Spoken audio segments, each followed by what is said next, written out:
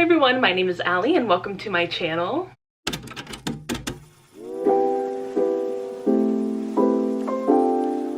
And today I really want to talk about something that has kind of been on my mind for the past few years, and I always said that I didn't really want to jump the gun on this topic because for me I really wanted to give it enough time and space to kind of like marinate and see what would actually happen with Booktok.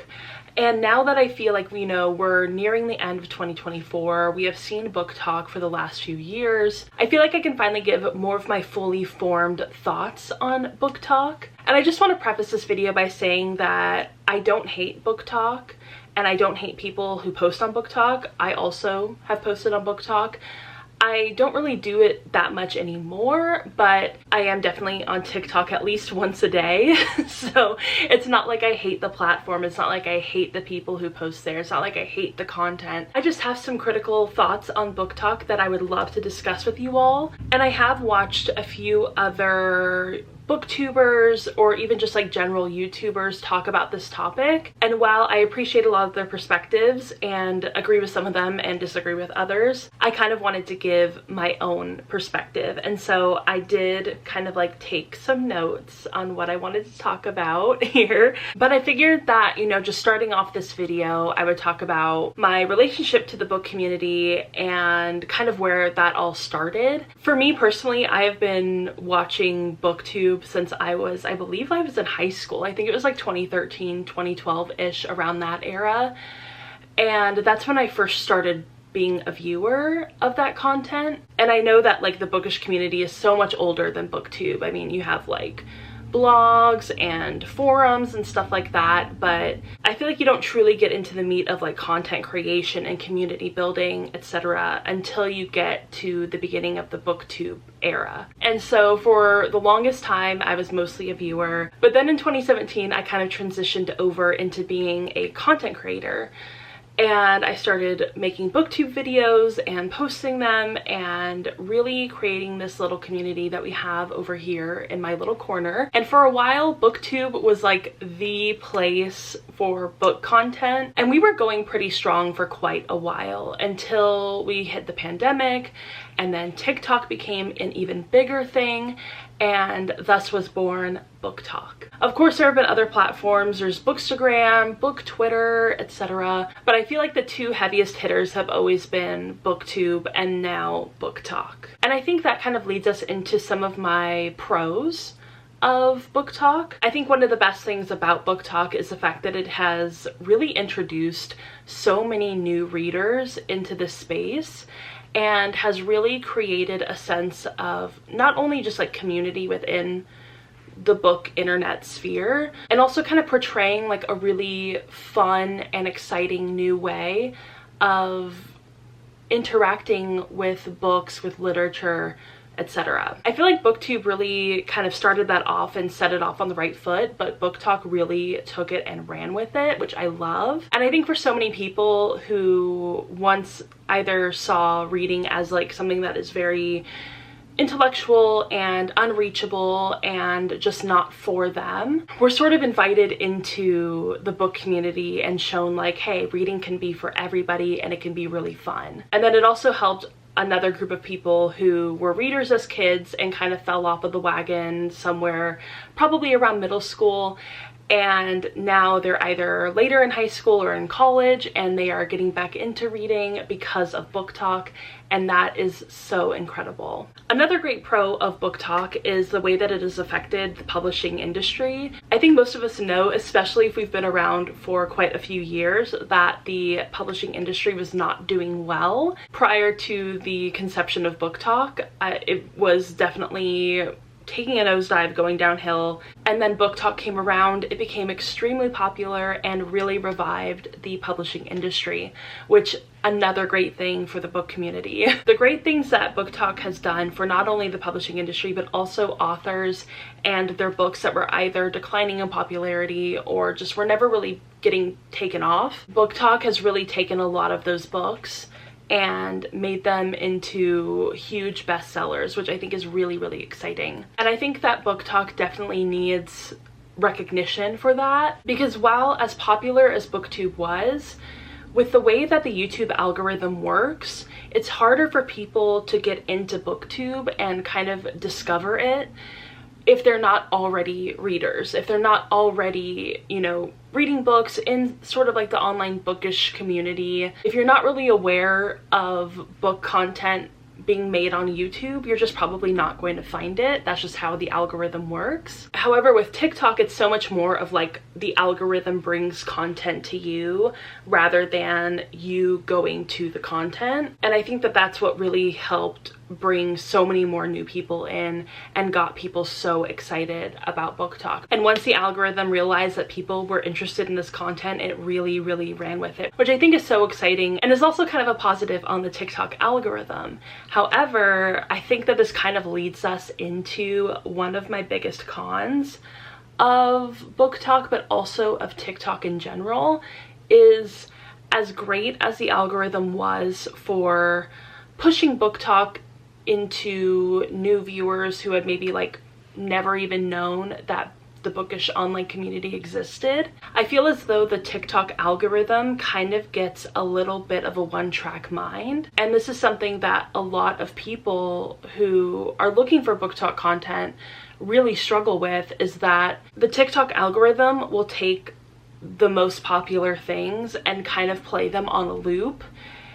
And that's all you're getting fed through the algorithm, unless you are really taking full advantage of the algorithm. You're following everybody that you need to follow. You're constantly searching specific terms. And this is a critique that is brought up time and time again, is that Booktok is not diverse enough. Booktok isn't talking enough about newer books or newer authors. It's kind of a cycle of Sarah J. Maas, Colleen Hoover, and the dozen or so other very similar authors who are putting out very similar books. And I see this happen time and time again, and it also happened in a lot of the videos that I looked up in kind of preparation to make this video, is that so many people in defense of Booktok will be like, well, you control your algorithm, it's the For You page. And first of all, I just think it's really funny to watch people take the side of an algorithm over like actual human people who are interacting with this algorithm. The algorithm is not perfect, it is not infallible, and the algorithm time and time again has proven that it will support the status quo. And unfortunately, I know a lot of people don't like to admit it or don't like to accept it, but the status quo on Booktok is white, straight, able-bodied, etc, etc, etc. And pretending like that isn't the status quo does no actual benefit for Booktok or for the people who are watching Booktok. I know for me, in my experience with Booktok, I follow all of the right creators, I search all of the correct terms, I am constantly scouring Booktok for new book recommendations, new content creators with as much diversity as possible. However, for some reason, despite me doing all of the right things, the TikTok algorithm continuously, especially on my For You page, will give me sort of like the surface level Booktok content, which, if it's not really working for me, who does actively try to diversify my For You page, it absolutely will not happen for people who don't know how to do that or don't know that that is something that they can do. And so being like, well, it's your fault, it's your fault, it's your fault, might make you feel better, but it doesn't do anything to help make the algorithm better, and it doesn't do anything to help make Booktok more diverse. And at least for me, if I want to see the people that I follow, if I want to see diverse Booktok recommendations, I have to go to my following tab, which is not the same as a For You page and isn't really exactly super helpful. And I think this also kind of transitions right into my next point of like disregarding actual critiques of Booktok and its lack of diversity isn't helpful and doesn't create a space where we can talk about how to move forward and how to get a stronger push for diversity. As somebody who has been on Booktok for a while and has been on like book Twitter especially, I've seen the ways in which things can get better if we are allowed to have these conversations. I saw the conversations that we had about the lack of diversity on BookTube, you know, years and years and years ago, and how that actually really was helpful in pushing diversity to the forefront of the issues that we were worried about. You know what I mean? But I feel like with the discourse on Booktok, a lot of people are so defensive and so ready to be like, wait, but there are diverse Booktalkers. There is diversity on Booktok. And that's not something that anybody's denying. No one's saying like, oh, this does not exist at all. A lot of people are saying that the algorithm and a lot of the viewers on Booktok specifically do not engage with the diversity that is on Booktok. And of course, the diversity is obviously there. I follow so many incredible creators of color, queer creators, disabled creators, etc., etc., etc.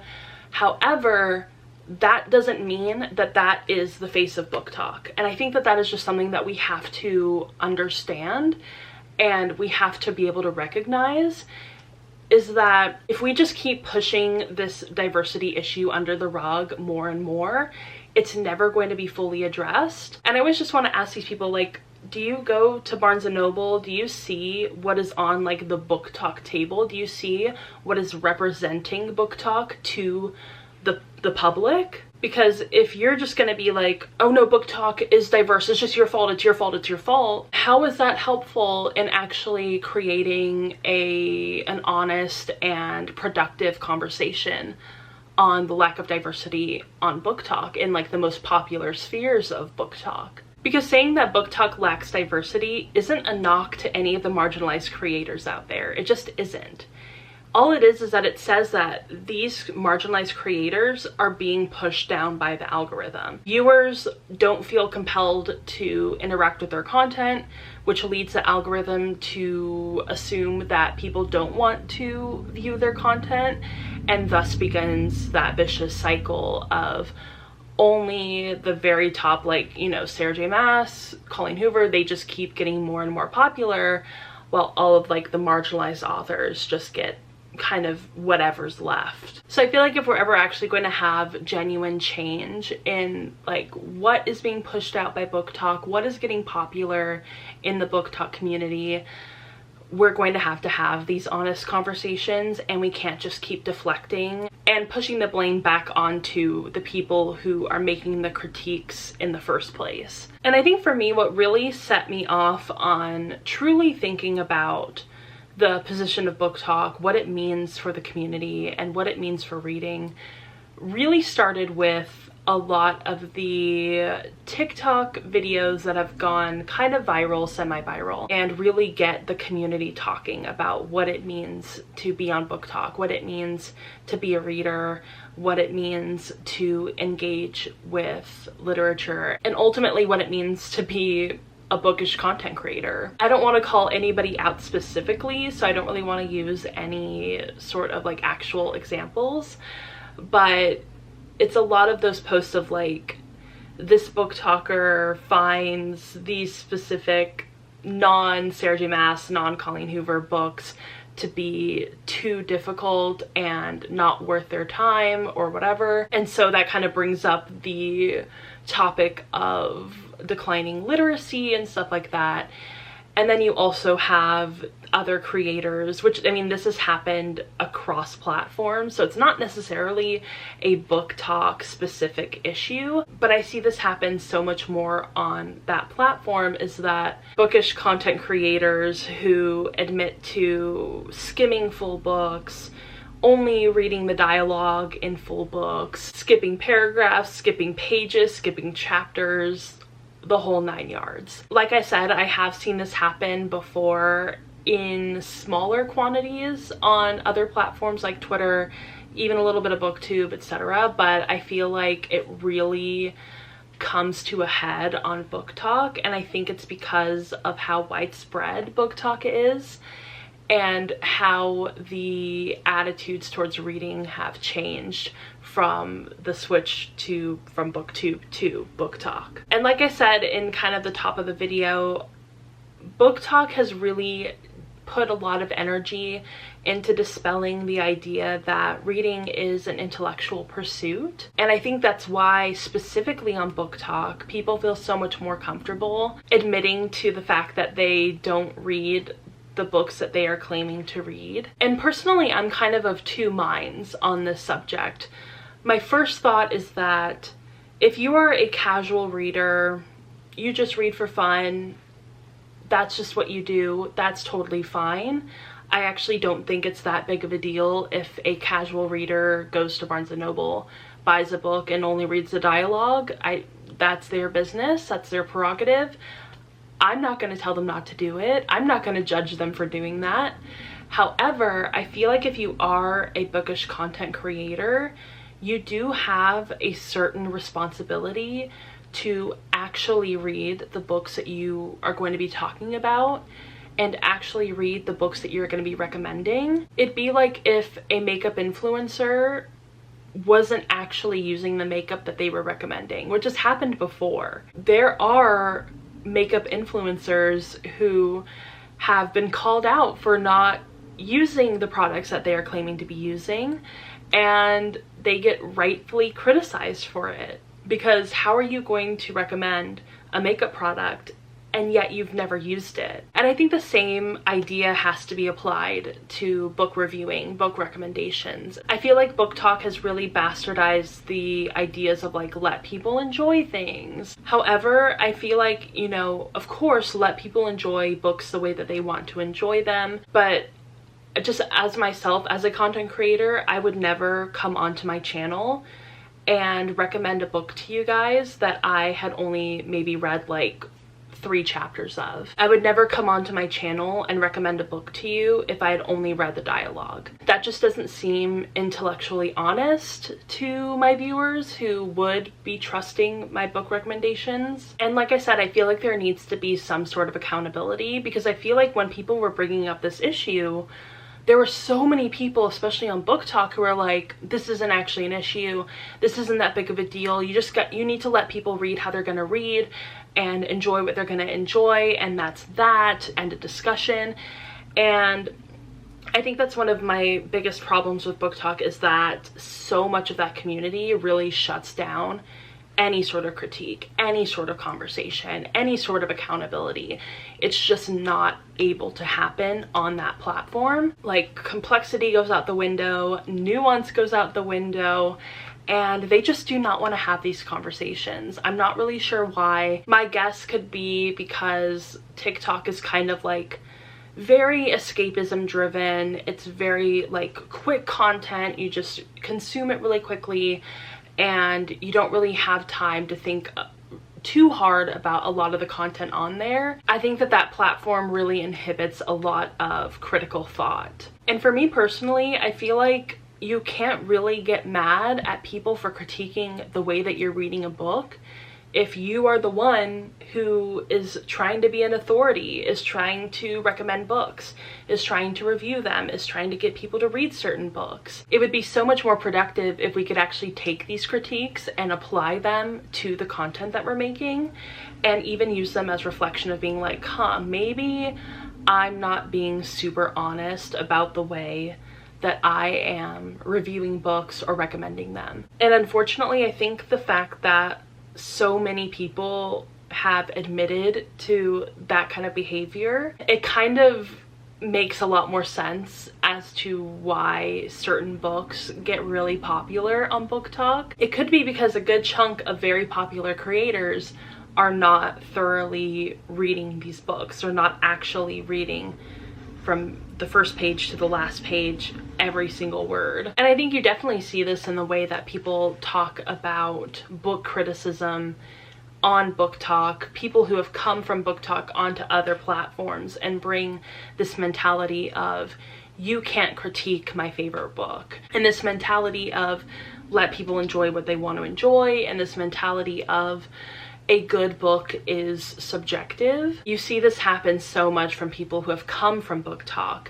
onto other platforms like Threads or Instagram or Twitter or Booktube, is that they really, not only do they shun critique of the creators on Booktok, they also vehemently shun critique of the books that they love. And in my notes I said, and it's making it so that people go from, I enjoyed this book even though the quality is not great and that's fine, to actually the quality is subjective, and because I like this book that must mean the quality is very high and people who critique it are wrong. And I feel like this mentality has absolutely permeated throughout a very specific and quite large chunk of Booktok creators and their audience. And unfortunately, I feel like for Booktok, that really just is the name of the game. It's deflection all across the board.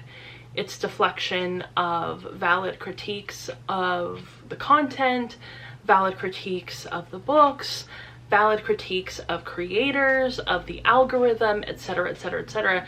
I feel like we are just constantly unable to have these difficult conversations and actually talk about the things that could be improved with Booktok.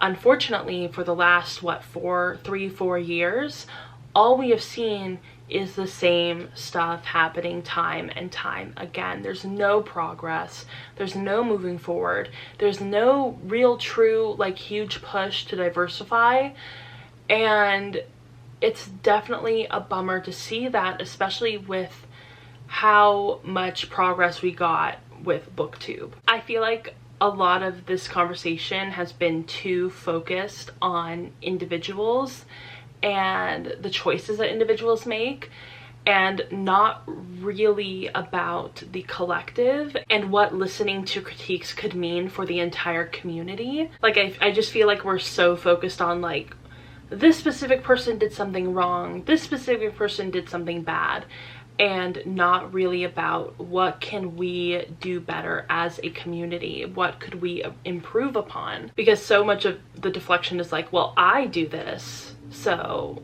clearly there's nothing wrong with Booktok. The only thing that's wrong is you for critiquing Booktok. You know what I mean? Like, that's the sense I get from every single bit of discourse that we ever try to have about Booktok. It just can never get past the individual. It really can't.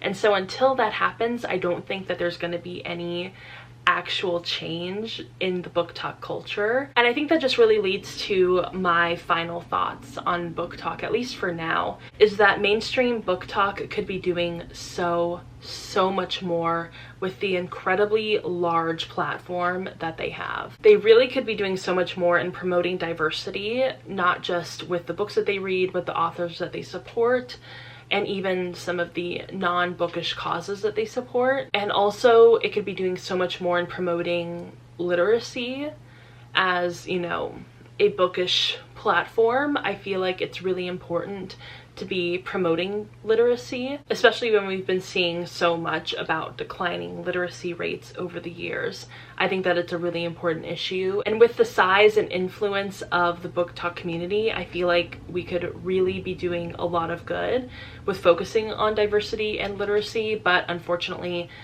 it's not happening on a large scale. So yeah, for now, those are all of my thoughts on Booktok. I hope that this was a good little conversation. I kind of just wanted to do it really off the cuff and just kind of express the way I've been feeling about Booktok over the last few years. I feel like I could talk about this topic for literally ever, but I really just wanted to try to synthesize my thoughts as concisely as possible, and hopefully I did just that. Definitely down below in the comments, let me know what you think about Booktok. Let me know what you think we could change, what you think could be improved upon, and let me know some of your solutions if you have any. So yeah, I hope you guys all enjoyed this video, and if you did, go ahead and give it a thumbs up and subscribe to my channel. Also go ahead and follow me on Instagram, Twitter, Goodreads, Storygraph, TikTok. All the links are down below, and I will see you all in my next video. Bye!